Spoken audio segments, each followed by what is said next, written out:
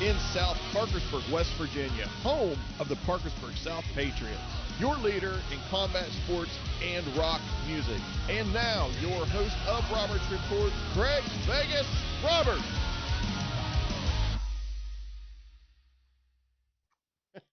There we go. Good evening, everybody. Welcome to Roberts Report. I'm your host, Craig Vegas Roberts, and we're 6:05. We got as close to 6 o'clock as we could possibly get here this evening. I'm ready to be doing something fun here rather than I was just talking to Rick a little bit ago, and my whole week has been just inundated with work. So it's time to talk about some fun stuff, and that fun stuff is going to be the excuse me, the Adelphia Summer Concert Series for 2022. Of course, they knocked it out of the park last year. And matter of fact, I've got the shirt on, we got the attire. We're ready to start another season here, which of course is going to kick off on June the 2nd. And I actually have the poster here just so y'all can see an updated poster of everybody that's going to be on the bill for 2022. Rick just announced it a little bit ago. I can move that thing out of the way. But that first line there is kind of the story, I think, of the way a lot of this is going to go down the line. Of course, Aaron Lewis is sold out, and it's been sold out it's been very close to sold out for a while, but now I see it's completely sold out now. And so if you didn't get tickets to that, you're not going, and we'll talk about more of that here in a little bit. But there's kind of the rest of it, and we're going to bring Rick on here just a second here, and we're going to break this thing down and talk about kind of how he come up with some of these, and there were some moves and dates and stuff, and so we're just going to talk a little bit about it. And I am unscripted tonight. We never need a script with Rick around, so we're going to go ahead and break on over to. How you doing, Rick? I'm good. It's been an exhausting couple of weeks getting ready for this, but so glad it's finally out there in the open. I've been holding these cards for a while, so I'm glad I don't have to hold anymore. I guess I have one more to hold for September 30th, but that was that was going to be my first question. If I can get this frog out of my throat, was how hard was it to keep your lips sealed on some of this stuff? For me, it's not that hard. There was probably only, I don't know, four, maybe five people in my, inner circle that actually, watch this progress and know how it progressed, who was coming. But when we got to the stage of we need graphics people, we need our all of our communications people, our internet people, all that kind of stuff, I had to obviously open up the bag. And when more people get involved, you kind of hope that they respect the secret as much as you do. And I have to say this, they did. Our folks over at Juxta did a great job of preparing. My guy, Alec Ortiz, is somebody I lean on heavily with this stuff. Lizzie Lehman, they kept their mouths shut. They did a lot of this work, and they were the ones that were able to keep it under wraps. For me, I could go my whole life and not tell somebody something. So, but I was excited. I did, as some of this stuff came together, I have to tell somebody. It's hard to keep it all into myself, because just like anybody else that does something that they enjoy doing, you want to share that with somebody. So I had probably four people in my life that some of those people don't even care. I mean, this is not something that they care about at all. So it's like, oh, that's fun, I'm glad you're happy. I don't know who that is or whatever, but right. It was easy for me, but I'm glad it stayed in. Yeah, I want to give another shout out to Alec and everybody over there in the graphic designs and the videos and everything, the promotional, everything that you did is they've knocked this whole package out of the park with with the graphic design. I know not too many people pay attention to that, but I do, and it's awesome. So I would imagine if they were on this call, they would tell you that they get very frustrated with me because of how many things I ask for. But I've been around this business for long enough that, and I learned from some of the best, doing the things that I've done over the years at a Rock on the Range or Carolina Rebellion or Louder Than Life. Danny Wimmer's people are the best of the best at doing this. So, well, I don't think we'll ever get there, but I do know that I pick up on a lot of the stuff that I see them do. And I saw Danny in Las Vegas in February. Kind of told him what I was up to and what we're trying to do. And I mean, obviously, it's a completely different animal, but learning is learning, and when you can learn something from someone who's the very best at doing what that you are trying to do or hope to do, you get to learn a lot. And so when I come back and look at what I want to do and how to kind of shape this, it's a committee of people. It's not just me, but they will take whatever spills out of my mouth and try to turn it into as close as the thing that I thought of, and they do a phenomenal job with that. So it's really Alec, and it's Lizzie, and it's the folks at Juxta, Signality. Also, they'll be doing all the banners and posters and all that kind of stuff. So it's a lot of people, but they do a great job. So as far as you kind of mentioned talking to Danny, and you've got a year under your belt doing this. I'm just curious, I mean, being somebody from the inside, whenever you're doing such a huge project like this, you obviously, like you said, you learn things. Is there anything out there that you'd like to share, or something or other that you learned that I'm just curious on?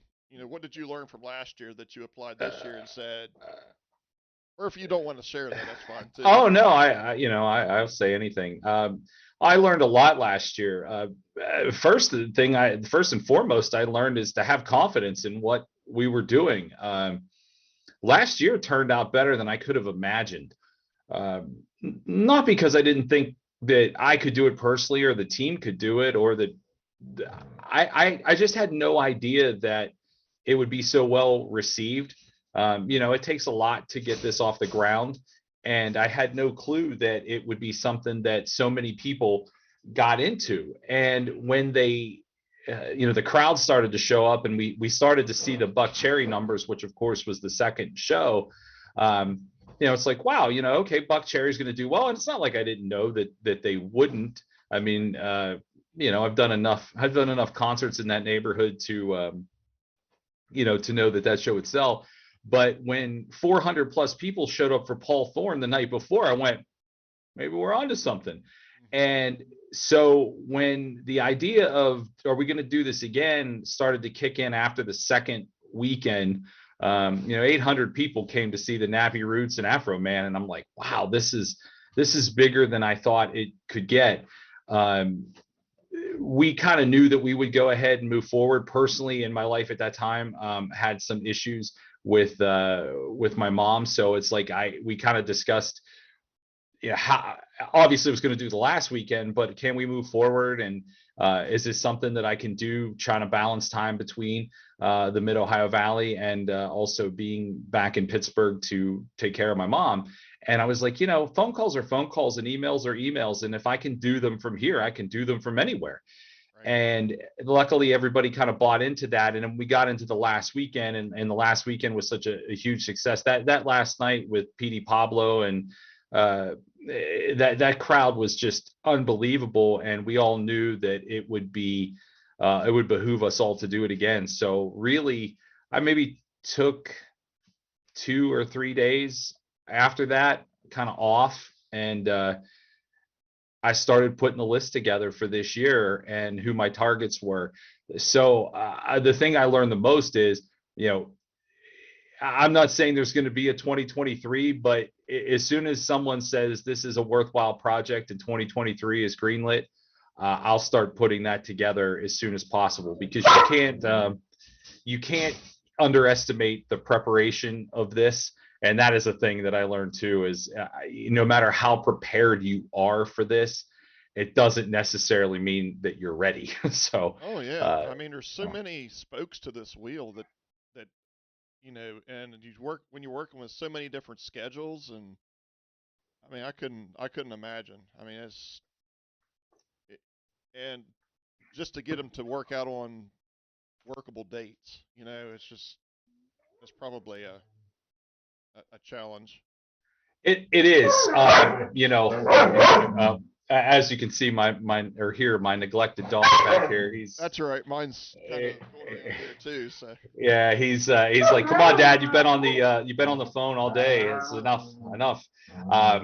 The schedules are how this is built is kind of a unique thing. The schedule. It, he's biting my hand while I talk.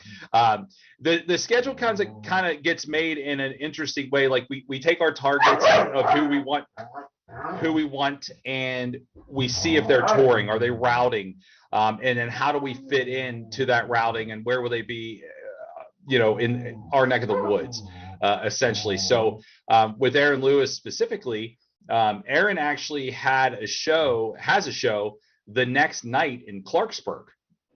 So I saw that on his routing, and I'm like, well, it's close, but I mean, and we all knew it would sell out. We knew theirs would sell out, which it did quickly. So it was like, this makes so much sense. So he became kind of the cornerstone. And when it was a Thursday, that made sense for him, I went back to my brain trust of folks, and I was like, look, I know it's a Thursday, but I have no doubt that all the tickets will sell. So I'm not worried about it if you're not. If the city's not worried about it, I'm not. And we all just kind of went, yeah, let's go for it. So that's how Aaron kind of became the anchor for the shows. And then we knew, obviously, you don't put that setup that we do. And for people that have never come to it, I mean, it is quite a setup. It's not just a stage in a parking lot. It's a whole thing. So we put it together, and it's like, well, we're obviously going to do the full weekend, Thursday or Friday and Saturday too. Mojo, come here. You can be on TV with me. Come here. So we put it together, and it was like a let's see how many different we're going to walk and talk. So let's see how many different kinds of artists we could put in this particular weekend. So that's what we did. And originally it was supposed to be Yin Yang Twins on that Saturday. And the Yin Yang Twins double booked, and Jaquan, I'll be honest with you, he really wasn't that into doing the whole thing. So we actually got into an interesting conversation, Jaquan and I did. And it was like, okay, well, if it's not going to work, it's not going to work. And I was like, well, I don't want to give up on this, because the rap shows last year did a lot for us. Mm-hmm. They really were fantastic. So I am going to let my dog out in the middle of this podcast. So so we got the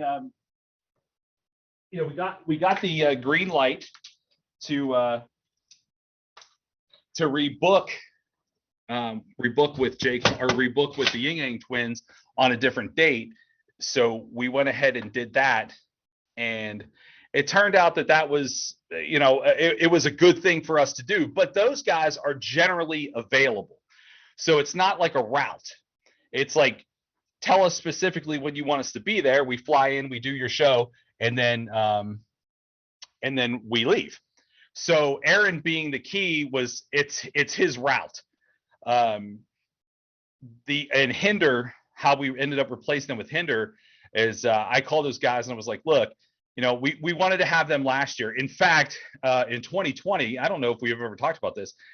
In 2020, there was going to be one outdoor show. We were going to, I think it was supposed to be in July, and Hinder was going to be the headliner. Of course, we all know what happened by July of 2020. Right.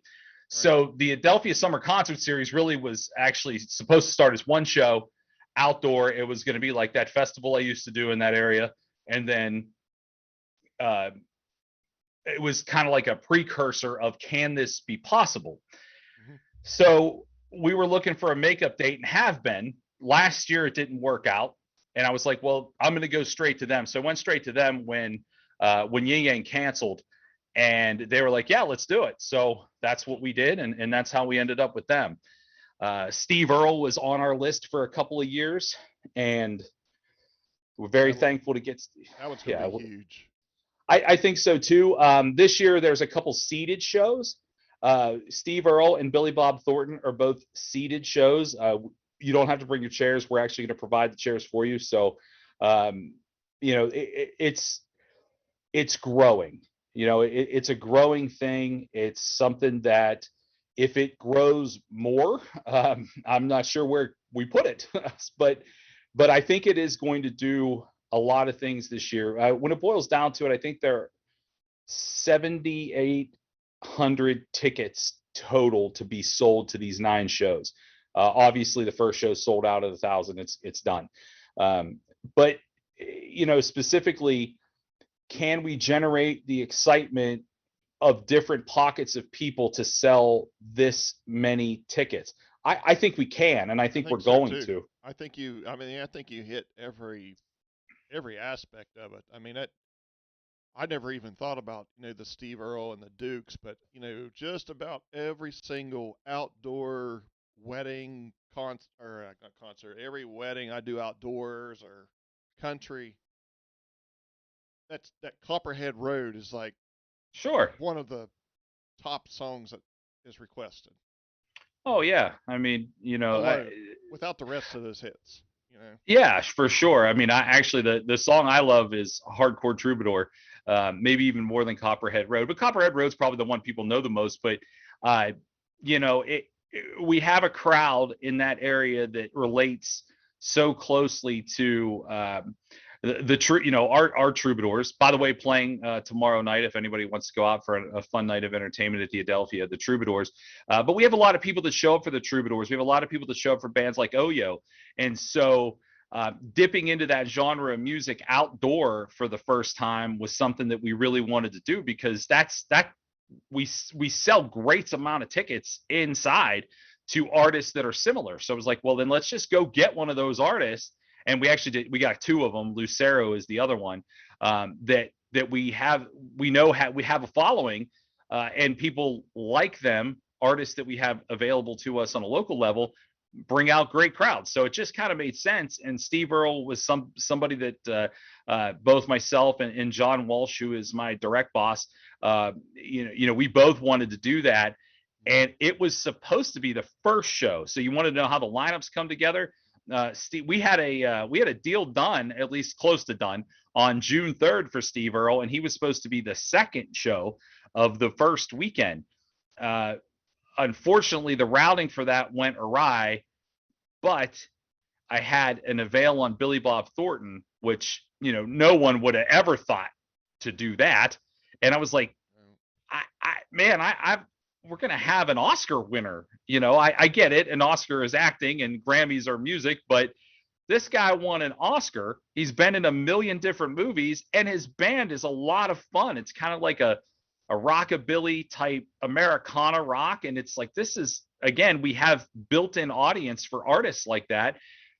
So let's do it. And to the credit of the people around me that are such a big part of what we're doing here, they're like, you think so? Do it. It takes one thing that I don't think people realize. Um, it takes somebody to green light all of this. I mean, I am a wild-eyed wanderer. There is no doubt about that. I've always been that way. And not to get into the financials of this year's project, but it is immense. And for John Lehman to go ahead and go, look, you've done it, you keep doing it, so go do it again. That's huge. That's huge. I mean, for our region, it's huge that there's somebody who's willing to just kind of accept the risk of what this is, to create something like this in the middle of downtown, historic Marietta. It's crazy. It's Yeah. crazy. And one of the ones on here, just a quick one of the ones that I think this might have been maybe the one you were talking about, or you was maybe giving a halfway hint to that one night. That '90s throwback is awesome. It is. It is. Hey, I'm going to let my dog in. This is you want live, man. The Roberts Report is live. So live, I'm going to let my dog in the middle of the Roberts Report. Hold on.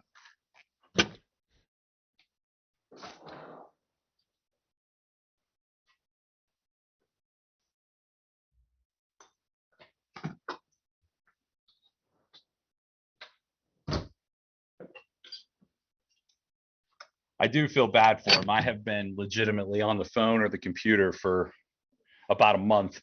And it was a crappy day here in Pittsburgh, so we couldn't really get our walk in today. So he's mad. Yeah, the '90s throwback. I love this stuff. That's one of those I, ones where you just don't really know what's going to happen. You know what I mean? It's uh, just because you got so many of those. It's just one of those things, or you just know it's going to be fun. I guess is the way I'm saying.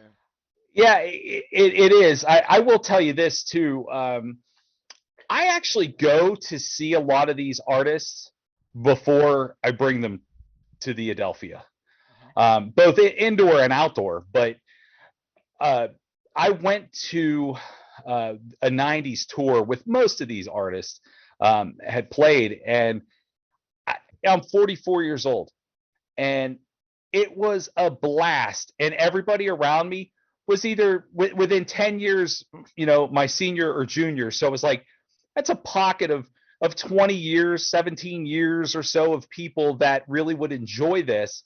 Right. And the artists were fantastic. And selling nostalgia works. I mean, I'm not going to lie. There's a business element to what we're doing here. If we don't make money, we can't do it again. So we have to do the business element of it too. And where is their expendable income? Well, people our age, Craig, we've worked.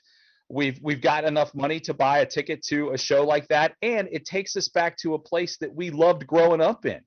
So when Everclear got floated my way, and they were actually on my list for last year, when it got floated my way on a Friday, I was like, well, I know what I'm going to do on Saturday, and I'm going to make this a whole weekend dedicated to the '90s.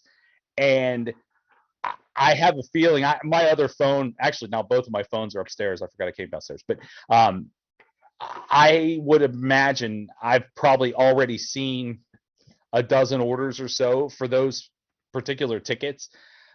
And you can actually buy a ticket to both days. You can buy a whole '90s throwback weekend pass. So I think we'll see a lot of people do that. I mean, the '90s to me was it's an era more so than just it's a sound, it's a feel. It's not just, oh, I like hip hop or I like rap or I like rock from the '90s. Right. It's like if you love the '90s, you love the '90s. So to That's me, the it was best like, dance era. That was the best dance era, in my opinion. I mean, I can't even imagine how people are going to react when you hear Funky Cole Medina or the Humpty Dance and it, make you sweat by CNC. It's like this is. You go to the club on Saturday and you hear those songs out of speakers. Now you're going to come to the Adelphia on Saturday and see the people that did those songs do them in front of you. So to be able to create that atmosphere was something that we wanted, we wanted to do. And when I could, that's another one, like Everclear was routed. So putting them on the Friday made sense. And then I build Saturday from, okay, who is available for me to go out and get and put in that spot? So that's kind of how that one went down. But I don't want to pick a favorite show because I think that's unfair. Because really I'm excited about all of them, and that's genuine. You know me well enough to know, like, I just love music and I am excited about all of them. But I think there's going to be a part of me that does a little less work on that day and has a little more fun. Just because I think it's going to be something that I would want to watch. It's going to be something that I don't even know so much as a want. It's something that I have to watch. It's just I don't know, ingrained in me, I guess is a way to say it. So, question is, do you already have September 30th done? You just can't say it, or are you still finalizing it? It is still in it's still in its final stages. We tried to get it done this week, so it would be a part of the announcement today. Um, I'm 95% confident that it'll be done sometime next week. That doesn't mean you guys will get it next week. It just means that it should be done next week. I should have contracts and ink, put ink to paper and good to go sometime next week. But yeah, we know who it is. It is it's someone that people are going to like. It's another one of these that crosses. I'm also playing ball. Oh, you can't see it because it's green. That's why. But it's also it's somebody who will attract multiple generations of people. And we also, the act that will be their direct support, we know for a fact has a huge following in our region.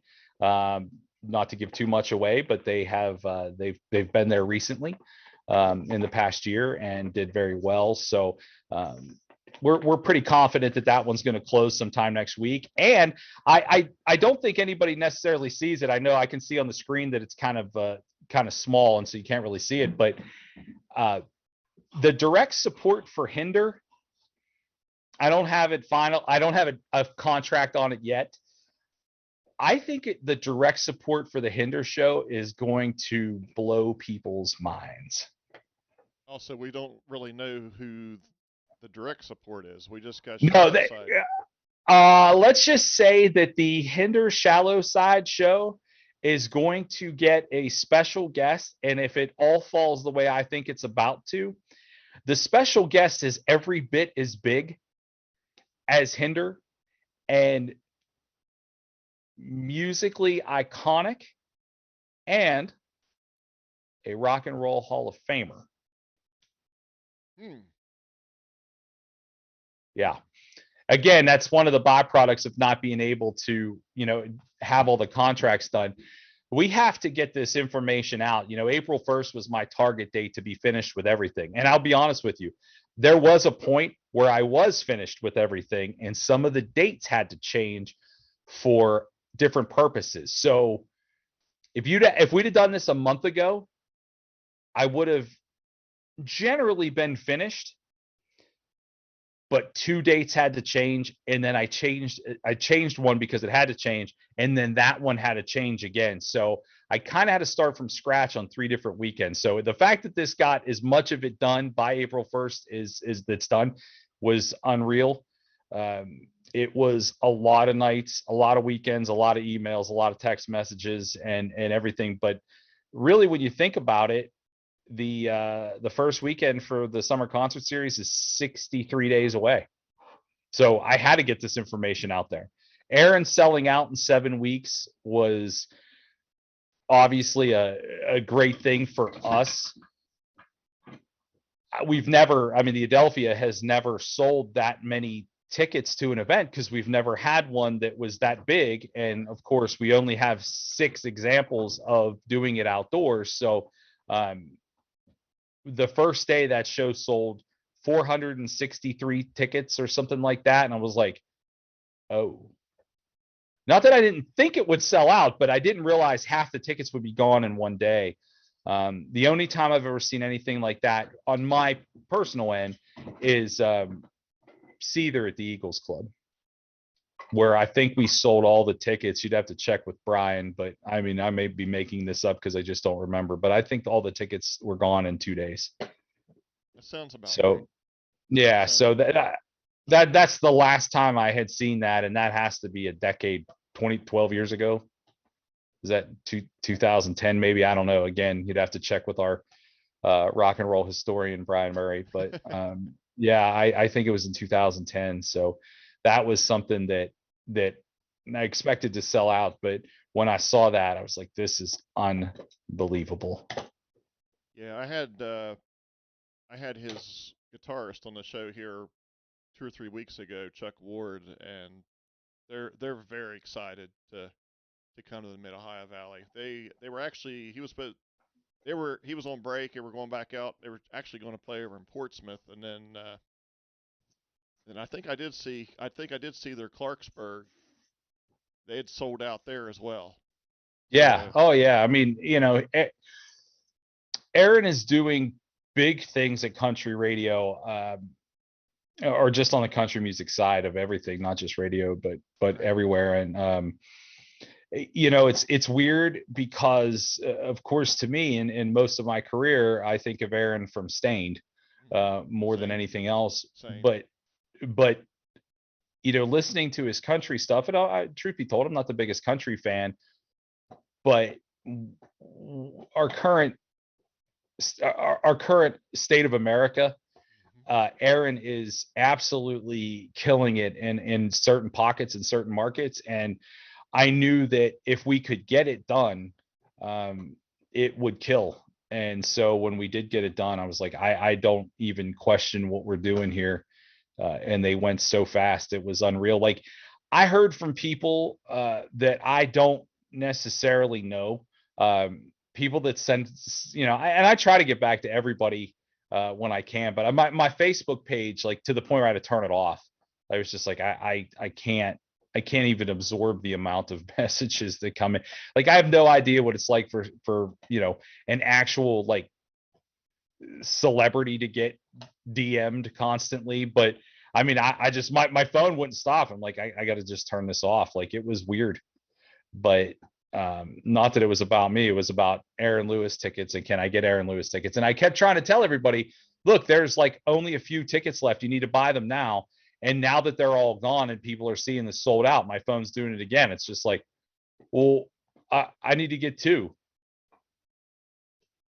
Well, I I can tried to definitely tell see you. it. I can definitely see at least probably. I mean, just from my knowledge, I'd say there's at least four of them on here that are probably going to do the same. I think so too. I think they all have the potential to sell out, but I certainly think the '90s weekend will sell out. Um, I think Everclear coming to town is a big deal, and Oh again, yeah. maybe it's a big deal. Maybe I feel it's a big deal more so for me because I saw them at a club called Metropole, which doesn't exist anymore in Pittsburgh, for $5 when the first album came out. Santa Monica was the only song that anybody had ever heard. And back then I was like, wow, this is cool. I really dig this. And I was a kid. I don't I 16, maybe. I was 16. I remember going to Metropole without my parents, so I must have been, 15, 16, something like that. And um, when the opportunity arose to bring them to the Mid Ohio Valley, I was like, this is a no-brainer. Do whatever you got to do to figure out a way to make this happen. So I think that weekend for sure will sell out. Um, I think both days sell out. I think Billy Bob could sell out. I just looked at the ticket count. There's about half those tickets are left.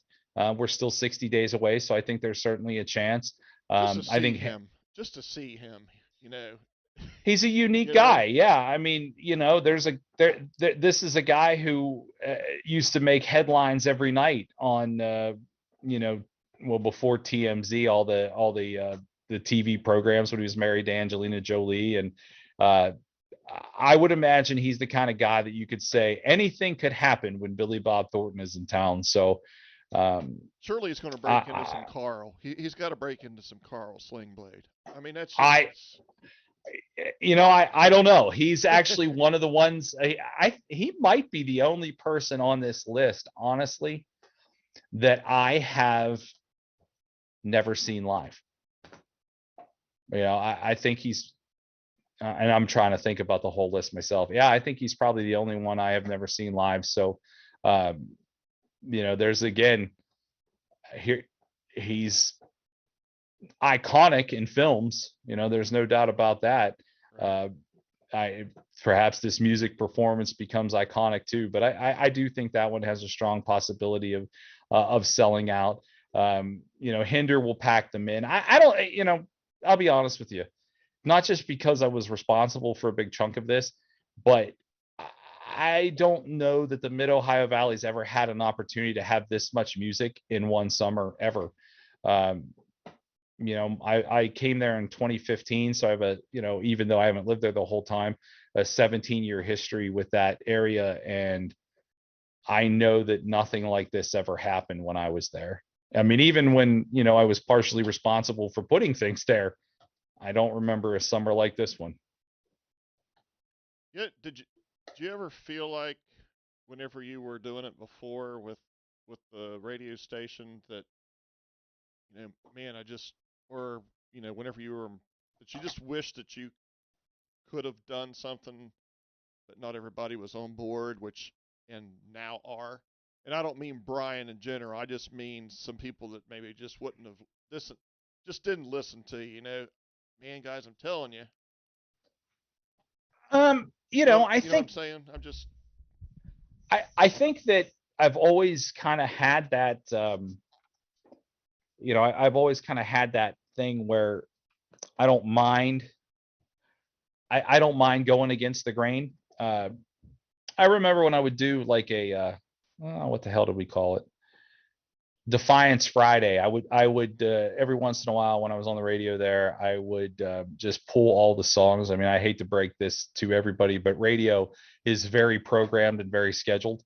I don't know if anybody's shocked by that, but and I was the person who scheduled it, so I would just pull all the stuff out and I would play an hour or two's worth of whatever I wanted. And sometimes that dipped into the catalog of Americana. Sometimes it dipped into rap, because I am an eclectic music listener. Sometimes I would do things that a lot of people, I would get people that called and would yell at me, like, why are you playing? I'm not going to say some of the words that they would say to me, but they would call and say, why are you playing this blank blank? Because this is a rock station. This is a rock station. Well, yeah, but you can't live on Metallica alone. And I love Metallica, but at some point, I wanted to hear something else besides the Chili Peppers every, couple hours and whatever. So I was like, I think this breaks up the monotony of things. So I've always been kind of that way. Um, you mentioned Brian. When I would come to Brian with a different idea, something that we had never done before, he was always receptive to it. Sometimes it was a good thing, sometimes it wasn't, but uh, doing things away from just rock, especially now with this being, where I'm at in my career, and mm-hmm. I love it. Um, I never wanted to just be a rock guy. Not that I don't love rock, but I never just wanted to be that. Um, I wanted to celebrate the other types of music that I love. I've done things on radio stations that weren't rock stations before, and I like that. Lucero is a band that I didn't know I absolutely loved until I got into the process of booking them. They played the Adelphia. I want to say it was 2014, 2016. And I went back and looked at the numbers from that date, and obviously it was well attended. I mean, obviously we're not going to do a show that outdoor that wasn't well attended inside. So we do have history on them. Obviously, they've made more music over that time and have gained more fans. But uh, when I started to go down the Lucero road and process, I just would listen to it while I was working on the show or just working on anything else. And I'm like, wow, there's a band you'll never hear on the air. You'll never hear on a radio station, a traditional radio station anyway. And I'm just flat out blown away. So there's so much music out there that if if we don't bring this different type of vibe and feel to radio to our area, you're not going to get it anywhere else. I'm Right. tired of people have to travel to go see this stuff. I want people coming to us. I want people from Cambridge or Charleston or Ripley or even Columbus, Wheeling, Clarksburg. I want them to travel to us. I want them to go. I really whatever's going on there in Marietta is pretty awesome. Let's get a hotel room. Let's stay at the Lafayette. Let's stay at the Holiday Inn. Obviously, we have 5 rooms at our building, the Hackett, which is always jammed.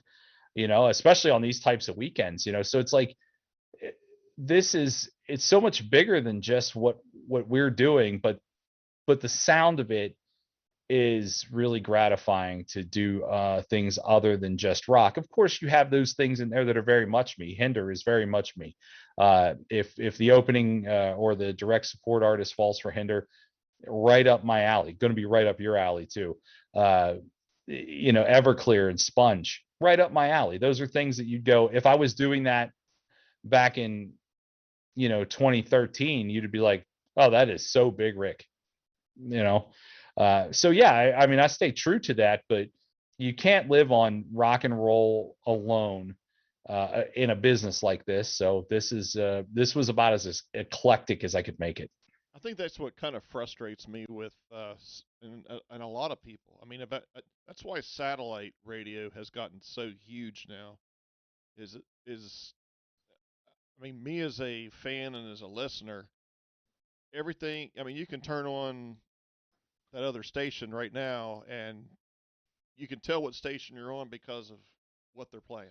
It'll be it'll be ACDC, it'll be Metallica, and it seems like it's the same program over and over and over. And you know, like Octane, they've got the test drive that they have these things, and I just you know I I've been I've always tried to support the terrestrial radio because I've got a lot of friends in it and stuff. But it's just that's one of the frustrating parts for a fan is having to walk that narrow line all the time. And that was one of the things. I mean, this valley would have never heard you know Betrayed by the Bullet or maybe even Shallow Side or Boba Flex here in the area if it wasn't for guys like you and Chad and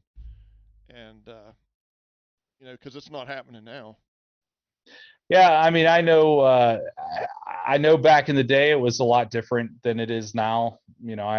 I've got no reason to pile on the feelings about the current state of it, No, and but I don't yeah, expect you to. no, I know. I just, I know it's different. It's you're not the only person that's dissatisfied with the fact that live music or local doesn't necessarily exist. I mean, Shallow Side's not even local, and that was definitely a Chad thing, as I remember correctly. I think he brought those guys up to me, but um, music discovery, regardless if you get it through terrestrial channels or just downloading playlists off Spotify or whatever, regardless of where you get it, music discovery is super important. I think when you stop discovering music, that you really go down to a very boring path.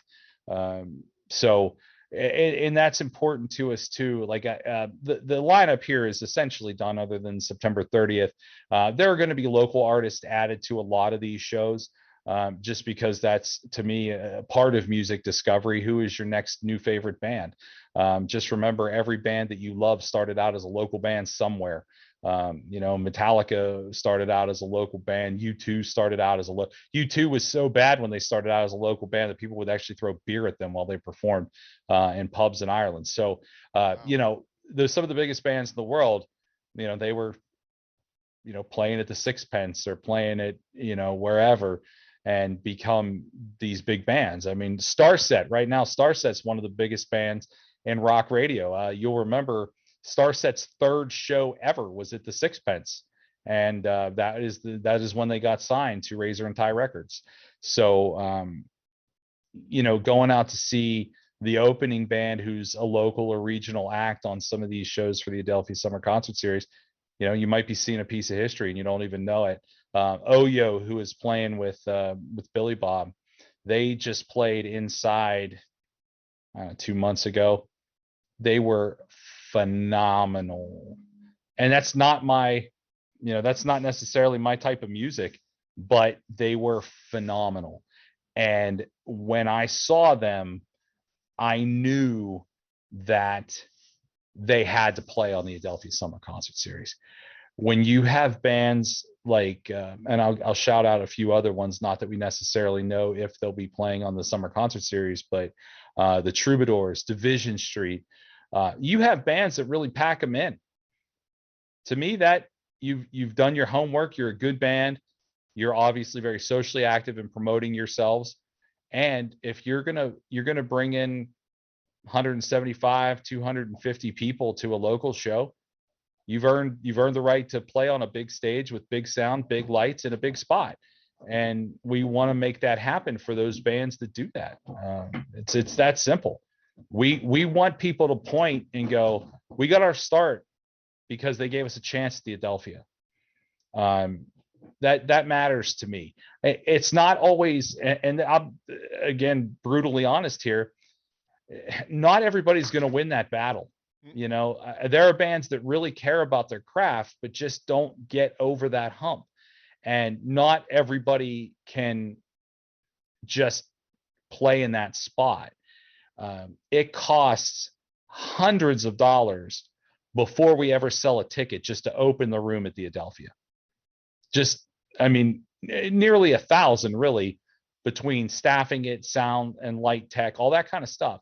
So if you are only going to draw 15 people, we're going to take a hell of a loss. And business is not that way. You know, we're yeah, we care about music, but we also have to employ people. We employ a lot of people.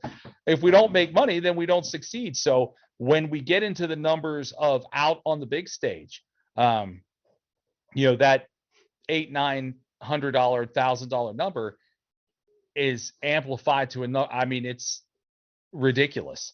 So we got to make sure what we're putting up there is the best of the best, but also make sure we're maintaining our stance of, you know, local should get their spot in the sun. But it's something you earn, you know, it's something that you earn. Yeah, Lycus. I love Lycus's new lineup, by the way. That their new lead singer. Mitch. They were, and I heard from several people that were there that night that they were, and it's nothing against Rob, but I think that's what his name was, right, Rob? Yes. Former Rob. Yeah. It was nothing against him, but there was just like a new is like a new fire with him now. But I don't know. That's No, my personal opinion. it you know, we all have that. I mean, some of my best times back in the day were with Rob singing in Lycus, you know, and Right. it was funny. There's Mojo. Um, it was funny. Eric Sievers, who is a good friend of mine, used to think I didn't like him uh, because we started to do shows and they weren't on one yet. Well, they what they didn't think about was I didn't know what the hell I was doing. You know, I didn't know how to do this. This isn't something I didn't go to college to learn this. Yeah. You know, it's interesting. I managed to turn what was a part-time job into a, you know, full-time job and having pretty good success with it. But it's not like I had a formal education in it. So, you know, I kind of like put Eric I just kind of put him on the back burner because I didn't know how to build a show. I didn't know how to put a local on a national show. I didn't know. I mean, I kind of was wading through it, and it was Rob that finally got through to me. I can't remember if he called me or he came to see me in my office or whatever it was, and he was just like, "Do you not like us?" And I was like, "No, I do. Why?" And he's like, "Oh, Eric doesn't think you like us." I was like, oh, "I like you." So yeah, you know, but you know, just like everything else, you know, it's either evolution or revolution. I think for the guys in Lycus, I think it's a very it has to be a very big reason for them to get together and practice to play a show. But I know that they all enjoy making music. I like Mitch a lot. Hayhurst has always been a guy that I absolutely love. He's an animal back there on the drums. And so, you know, when it's possible to get them involved, I love to get them involved. But also, you have to make room for the new.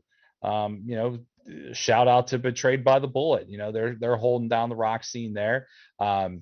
We had a band recently, Sock Dollinger, that played in the building, did great, promoted themselves, made sure that people were coming out to the show.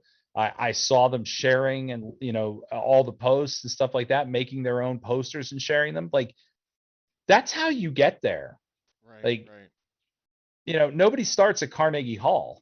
Right. How you get there is what are you doing to actually put yourself in that position? And so if anybody in a local band is wondering how does some bands get to play the Adelphia and some bands don't? Well, it's not that I don't like you. It's just that you have to present yourself in a manner that pushes your band forward, because your band is going to be, at least for the night, on our stage. And what is pushing the Adelphia forward?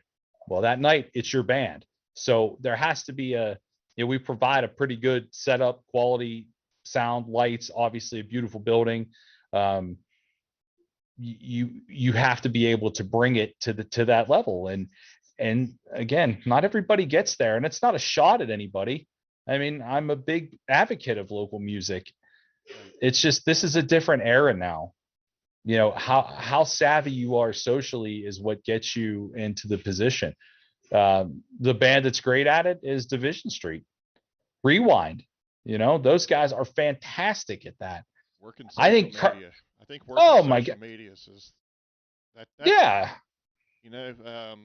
what's the guy Kurt Plummer.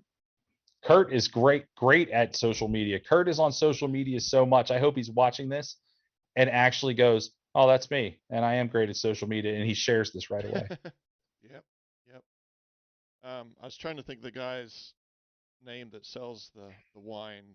Is the I listen to his motivation stuff all the time, but it's, I've got a foggy mind right now. I can't think. But anyway, um, there there was one that just blew me away last year as one that I didn't expect, and that was Kaleido, or however we pronounce it.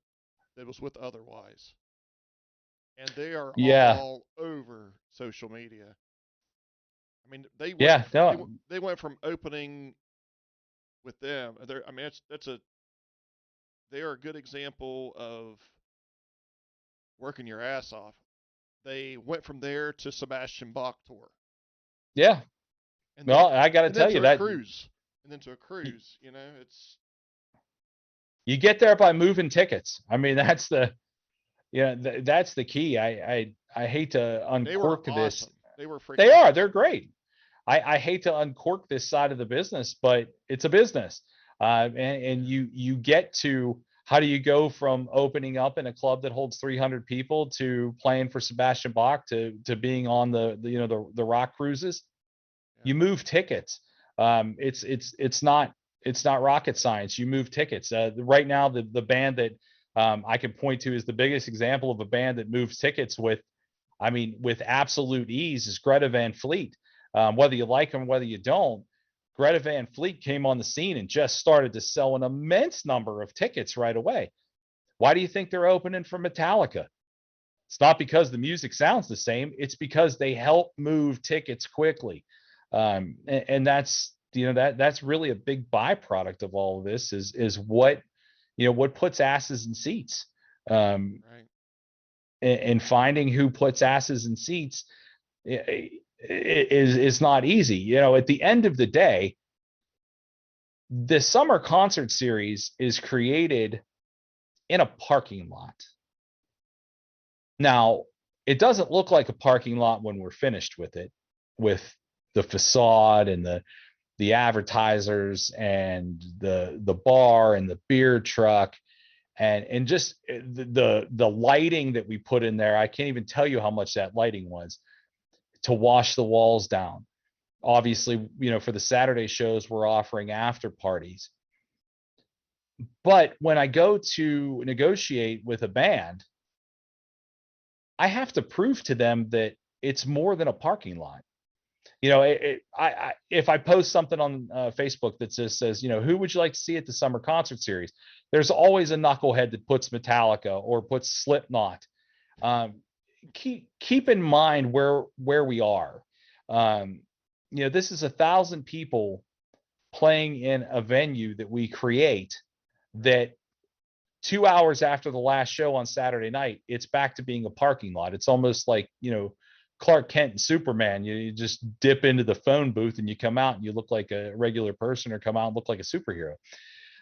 So, the realistic expectations of what we can do, I think this year have been pushed. Aaron Lewis could sell more than 1,000 tickets. I just don't have more than 1,000 people's worth of space. If I had 1,500, we'd have sold 1,500. If I had 2,000, we'd probably be pushing that number. So, the expectations of people sometimes for, who should play the summer concert series, and the Red Hot Chili Peppers. What? You know, I don't even know how to put on a Red Hot Chili Peppers show. Let alone have the area space to do it. That's like a West Virginia Motor It's Speedway. That's a West Virginia Motor Speedway venue there. Well, it's not even. Rock Allegiance. Oh, God, I don't want to go down that path. But Metallica doesn't fit there. Nah. But that would be the biggest space in the region that you had. So it's just like there are certain requirements for certain artists that we have to make accommodations to bring them in. Right. A lot of times it's things we don't have that we have to create. So when you look at this list of what's coming this summer, it's like, how did honestly, maybe just because I feel very proud of this, is I think we outkicked the coverage. I think we outkicked the coverage on this whole thing. I am very pleased with the way it looks. That 8th show and that September 30th hole, again, going to be a great show for our region. A very recognizable name by most people for a couple of different reasons, dipped into a couple of different genres. Their direct support act is somebody that our region already loves. It really will be a nice addition to this lineup, and I hate that it's not up there today, but just couldn't get all the paperwork in time. But I really do think we outkick the coverage. I think we do something completely different than like the People's Bank Theater does, and they do a great job. Just hats off to them. They're skewing a little bit of an older crowd than we are. They have performances. We throw parties, so we're in a different business, but in a similar business, I guess is the best way to say it. But they're doing a great job, and who benefits? The Mid Ohio Valley. It's a niche. You've it got is your niche, and they've got their niche. It's absolutely, and I think it's great. I do too. There's never been so much to choose from in that valley ever. I wish Parkersburg had the same heart the people do, but somebody doesn't somewhere to have the same heart that Marietta does. Again, I think a lot of that, and I have to take my hat off to them. It goes back to John Lehman and John Walsh. I come up with these crazy things. John Walsh puts me in a headspace where it's like, okay, keep focus on what we're trying to do here. But John Lehman has to greenlight this project, and he believes in Marietta so much as his hometown, as a place where he raised his family and has umpteen businesses that employ a lot of people that are from the region. I mean, there is so much pride that guy takes in Marietta. It takes people like that. And I'm not saying Parkersburg doesn't have it. I love Parkersburg. I mean, if it's my second home, it's the place I feel the most comfortable. It's the place I can just be in and not feel like a stranger other than, my hometown. So, I consider Parkersburg to be kind of one of the places that I'm from. But it has great people, and it has people with great intentions, but it takes more than just that. It takes somebody that has the ability to greenlight stuff like this and go run with it. And that's the problem, I think. I mean, I think there's too many red lights. It's just. No, I think there are a lot of red lights. Not to get too close to it, but there were things that I've tried to bring in various venues in Parkersburg over the years that were immediately shut down for one reason or another. And it's like, okay, but if you don't take this risk, how are you supposed to bring new people into the store? I mean, what is there to help it grow? I don't know. What I will say about this, and and I'm in Marietta quite frequently. It's not like I'm never there. I'm there quite frequently. Every time I go to Marietta, there's a new small business popping up. There's a vibe, a heartbeat, a thriving pulse behind Marietta, and why you opened up shop there, why it's such a cool little town, why so many people come to visit it, between its history and just its quaintness, and then you mix in things like this that will bring people in from all over. Last year, I think Lizzie told me that people came to the Adelphia Summer Concert Series from 5 or 6 different states. This year, I anticipate it'll be a higher number, Oh and yeah. certainly we'll hit all 5 or 6 states. That's people staying in hotels. It's people eating in restaurants, even if it's not our restaurant. It's okay. It's creating more of a reason for Marietta to keep investing in what we're doing, allowing us to continue to do it. I mean, it's not the most convenient thing for every business downtown that we're bringing in hundreds of extra people or up to 1,000 every night. It's good for business, but also there's traffic. There's other things that come along with it. But Marietta wants it. They want this type of thing, and I wish Parkersburg had that opportunity. But That's kind of the where I good, was alluding to earlier. Whenever I said, was there ever a thing in the past where there was, kind of a "Are you crazy?" type of thing, and that's kind of where I was I, going I down with get, it. trust me, I get a lot of "Are you crazy?" When I share some of the things that I'm thinking to my inner circle of people, I oftentimes get, "Is that even possible?" I'm like, "Oh hell, I don't know," but we'll do it anyway and find out. And they do. They sometimes look at me and go, "That's insane that that's happening." The couple people I shared this full lineup with in advance of today, were like, "I like, is that like we're gonna watch these people on a video?"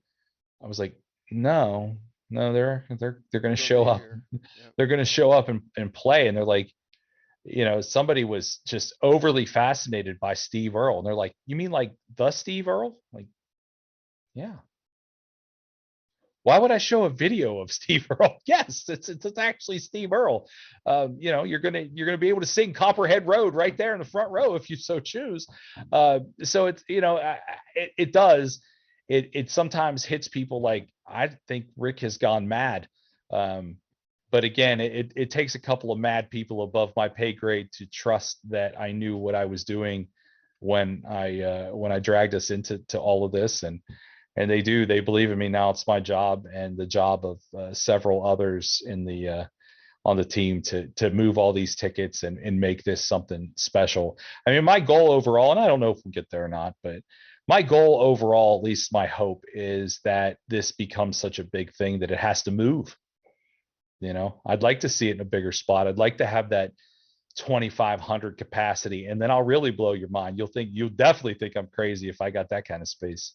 I've always said that I I'll, thought that this area would support like a stage A&E type of venue, or I think that's overshooting a little bit. You got to, I mean, not that I don't want to get too sciencey about how you put it together, but 2,000 to 2,500 would make a huge, huge difference.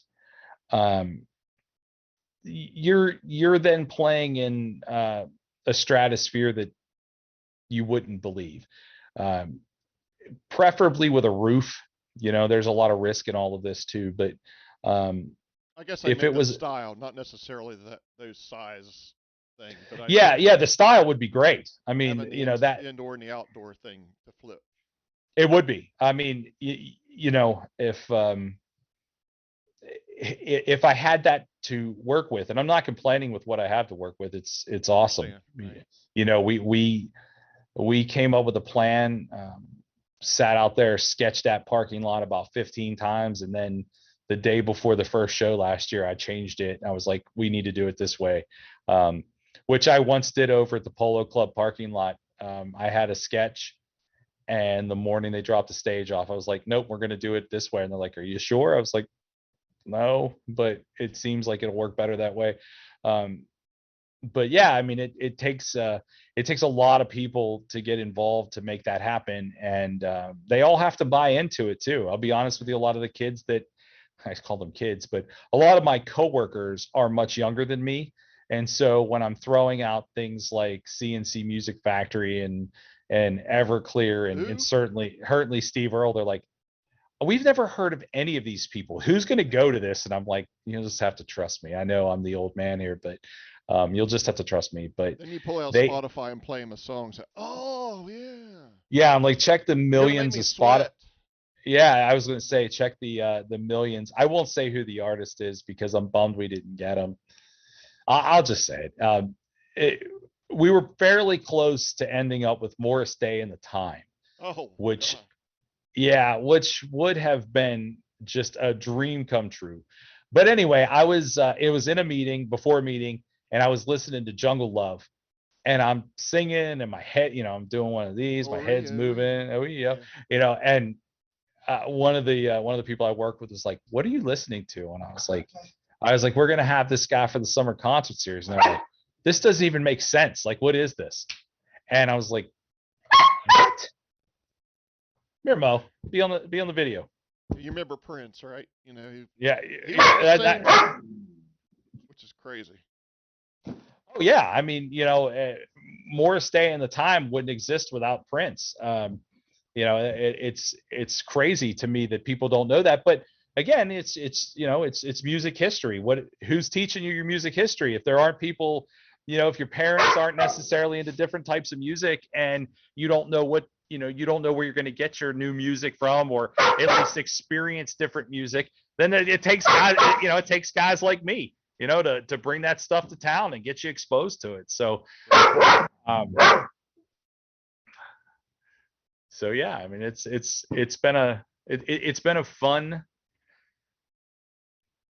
been a fun process. It's been hectic, but picking the artist, which I get to do essentially on my own, and I just take it to my boss and say, "Are you cool with this?"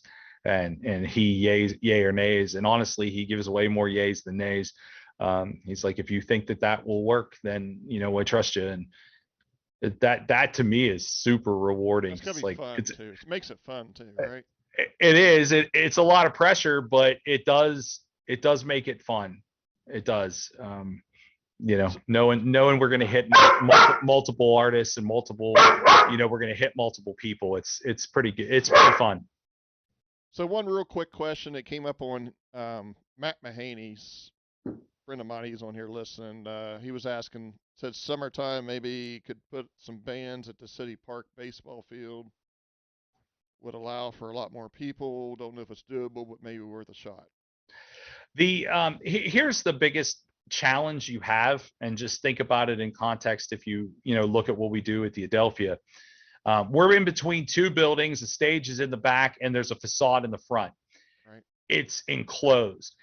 The amount of money it takes to turn an empty space, whether it's the park or whatever, into a suitable venue is a monstrous amount. It seems like, oh, well, it's fenced in, so maybe you have to, first of all, you have to make sure that you can charge people a fee. You have to be able to ticket, which means everything has to be blocked off. Where do you park the buses? How does the stage get inside there? Because our stage is a like a transformer. Bob Right. brings the Right. stage in, backs it in, and then opens it up, and it opens like a transformer. So Right.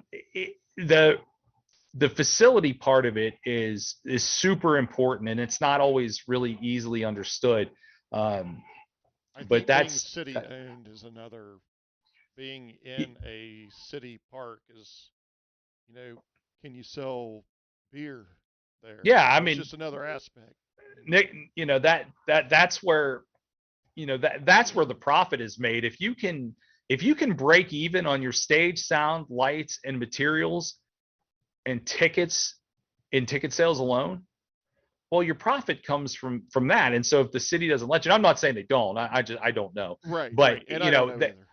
yeah, but yeah, the facility part matters. Like, you would be shocked to know how much time we spend on facility stuff. I mean, we have a separate meeting just based on facility stuff, away from marketing, away from booking, away. I mean, it's its own separate animal. And the guys in Permanco who deserve a shout out, I'm like, hey, I want this over here, and they just kind of like, oh God, why can't he make up his That was the mind? cool thing about the Eagles. That was the cool thing about the Eagles. They had kind of already had a built-in, you know, Yeah, got it. boy, that um, You got the bar, you people got the venue. people always bring up the Eagles Club shows to me, and I'll just say it was a perfect storm of everything at one time. We had bar, we had parking, we had everything there.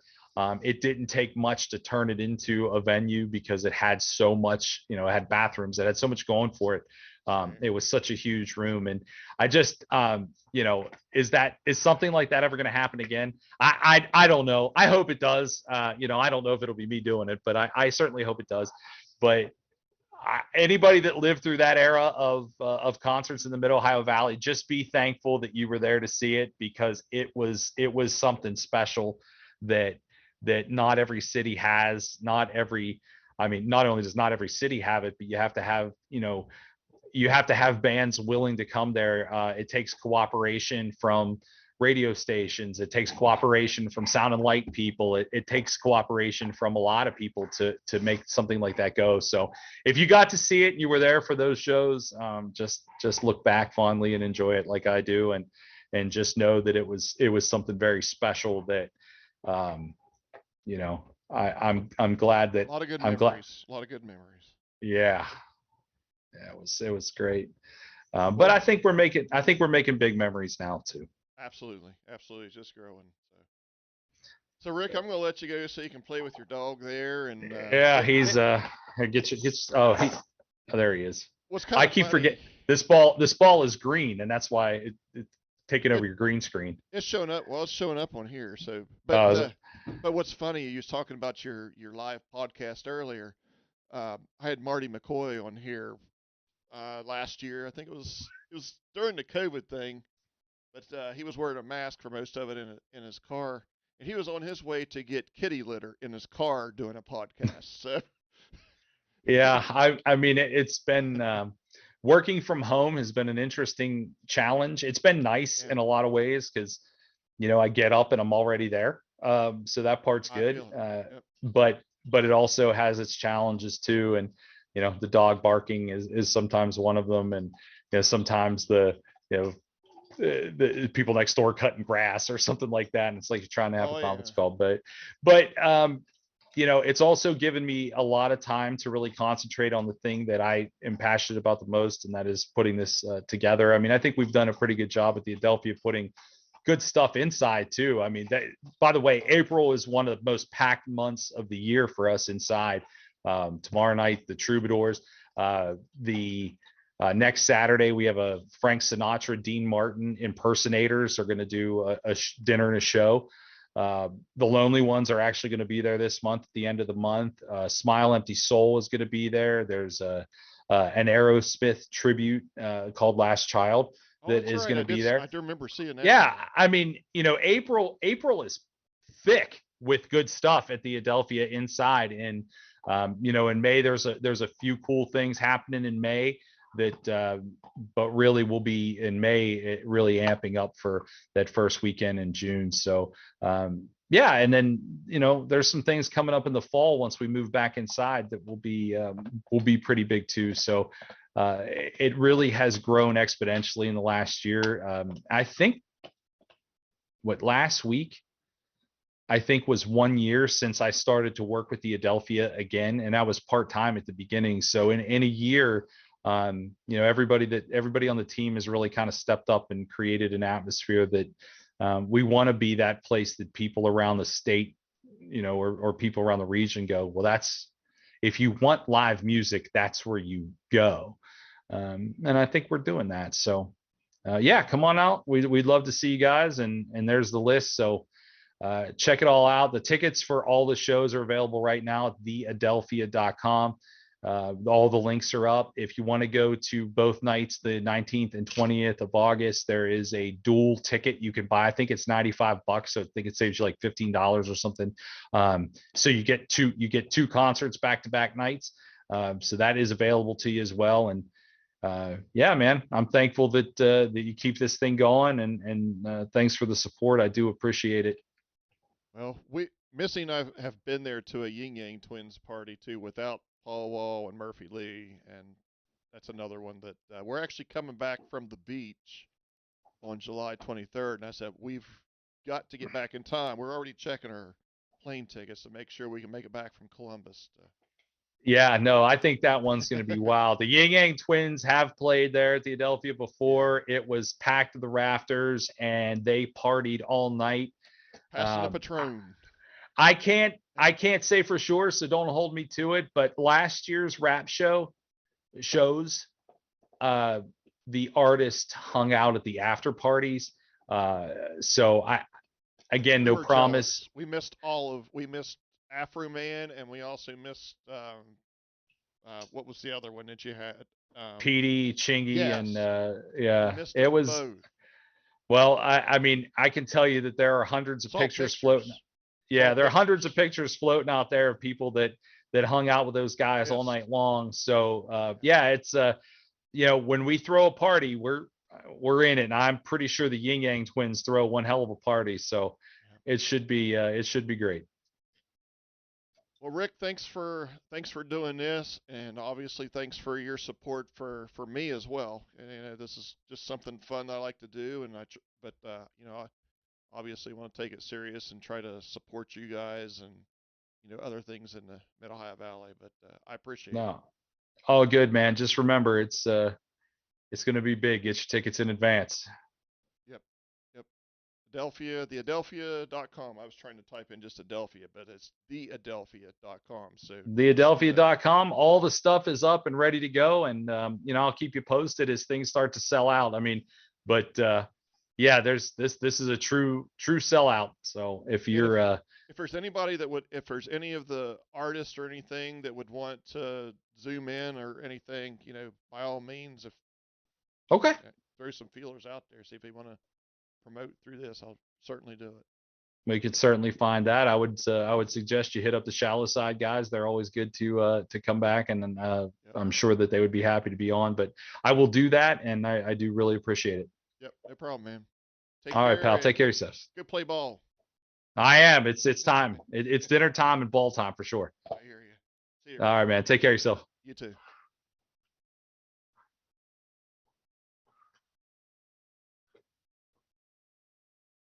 All right, guys, there you go.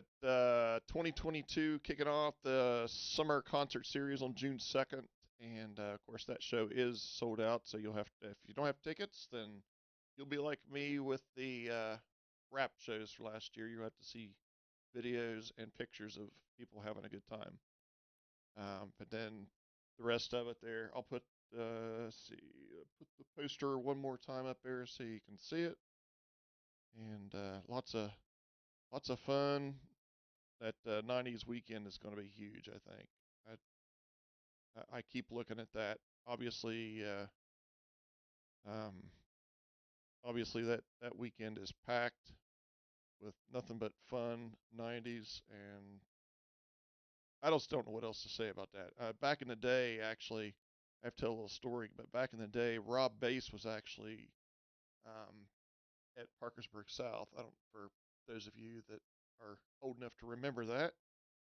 Um, CNC Music Factory, they were actually in Marietta. This will be the second time that I know of that they actually played at the Marietta College up there.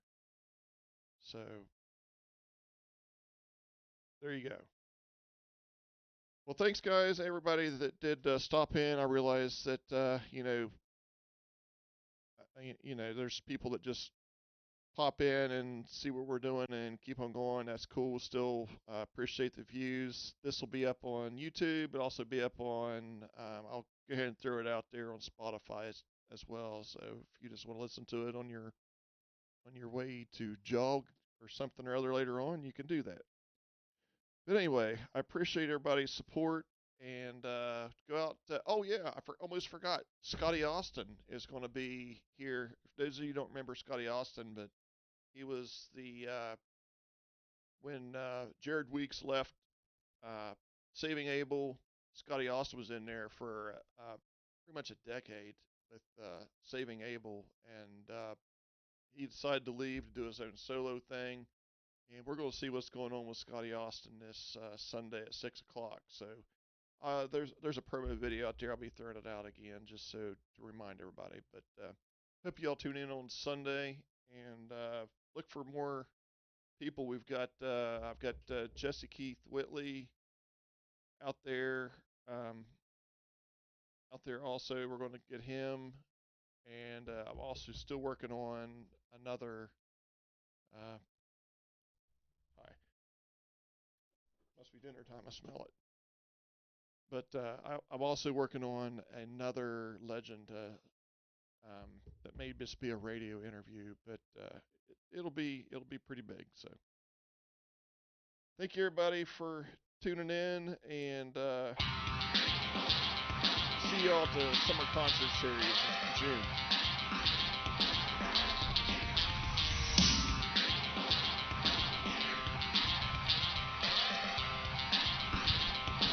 This is Shallow Side, by the way. And I've been thinking that maybe it's time to let 'em know that we're alive. Everybody, lift your hands to the sky. If you feel this, let them know that